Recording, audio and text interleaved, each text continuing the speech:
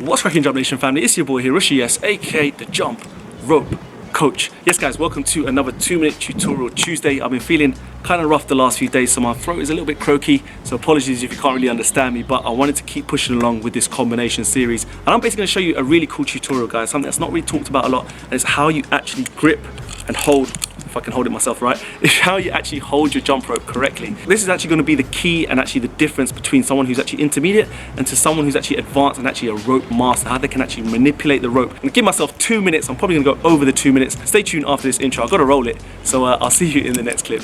Peace.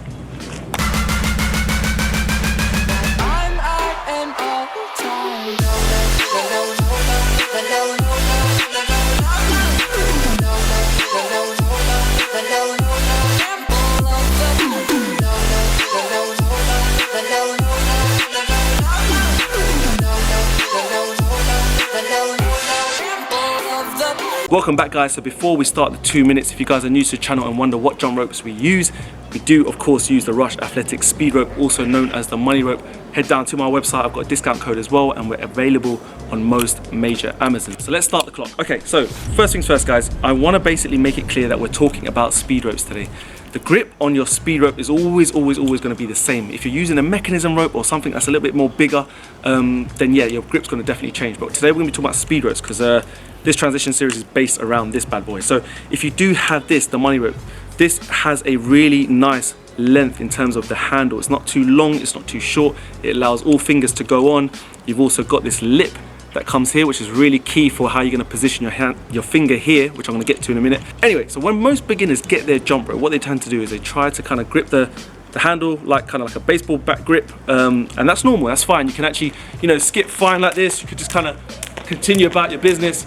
But the problem is when you then start to do kind of transitions, combinations, go into double unders and double under crossovers and things like this, you then start to kind of not be able to manipulate the rope as you wish. So I'm going to show you a quick example here with my baseball bat grip. So I'm here, so I'm doing my,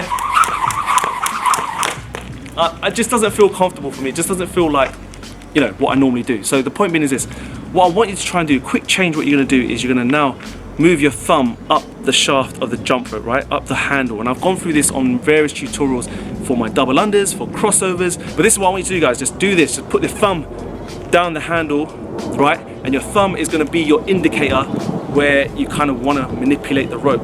What it is with this speed rope, what I love about this speed rope, guys, is that you have the just precise feel of exactly where the rope is.